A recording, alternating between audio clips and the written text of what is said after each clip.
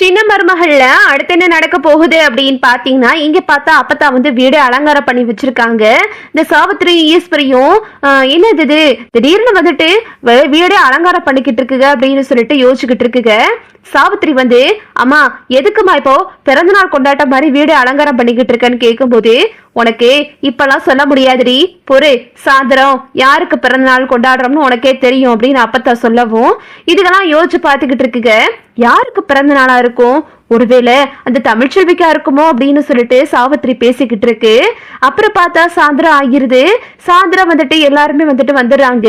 தமிழுக்கிட்ட வந்து அப்பத்தா வந்து, அடியே வேலையை முடிச்சுட்டு காலேஜுக்கு போயிட்டு வந்துட்டியா, இந்த புடவை எப்படி குளிச்சுட்டு இந்த புடவையை கட்டிக்கிட்டு வா அப்படின்னு சொல்லவும், எதுக்கு அம்மாச்சி அப்படின்னு தமிழ் கேட்குறாங்க.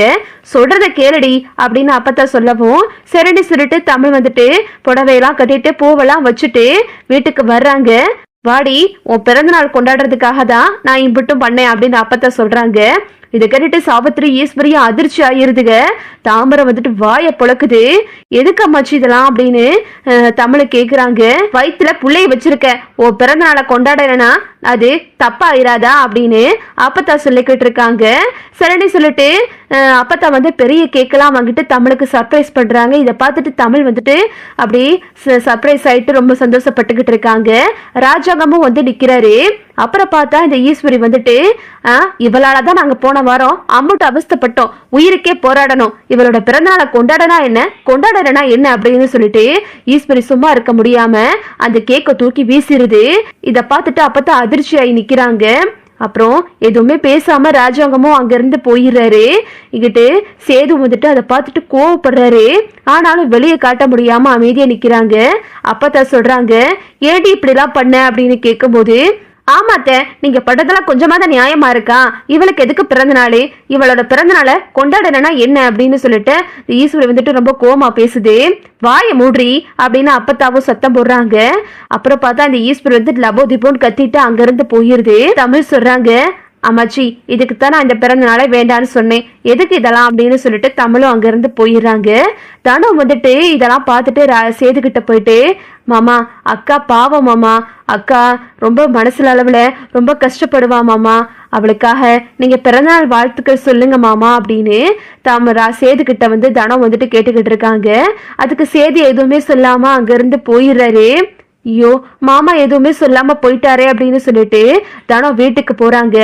அப்பத்தாவும் போறாங்க.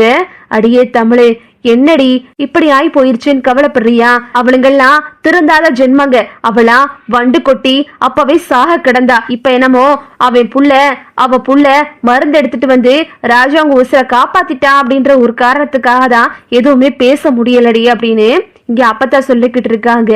அப்புறம் பார்த்தா சேது வர்றாரு. சேது வந்து கேக்கோட வர்றாரு. இந்தா புடி, இது உனக்காகத்தான் அப்படின்னு சொல்றாரு. அதே கேக்க எப்படி இந்த ஈஸ்வரி வீசி எரிஞ்சிச்சோ அதே மாதிரியே சேது வந்துட்டு ஒரு பெரிய கேக்க வாங்கிட்டு வந்து தமிழுக்கு கொடுக்கறாரு. இத பார்த்துட்டு தமிழ் ரொம்ப சந்தோஷப்படுறாங்க.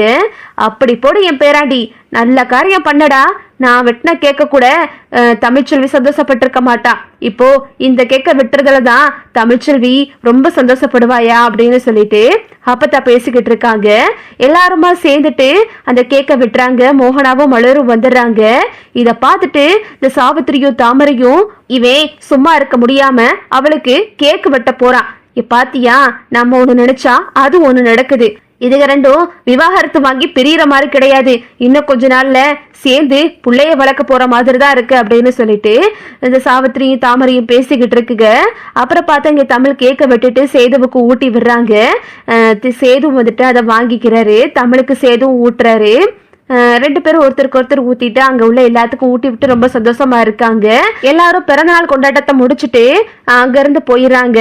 அப்புறம் பார்த்தா அந்த சாவித்திரி வந்துட்டு, மதினி என்ன மதினி இப்படி பண்ணிட்டீங்க, நீங்க கேக்க எங்கிட்டு தூக்கி வீசினா அந்த சேது பையன் அவளுக்காக அம்பட்டு பெரிய கேக்க வாங்கி அங்க விட்டுட்டான், போங்க நீங்க என்னதான் இப்படி பண்றீங்க அப்படின்னு சொல்லிட்டு சாவித்திரி வந்து சும்மானாலும் எதையோ ஒண்ணு சொல்லி விட்டுறது. சாவித்திரி சொல்லவும் இதை கேட்டுட்டு அப்படியே அதிர்ச்சி ஆகிருது ஈஸ்வரி.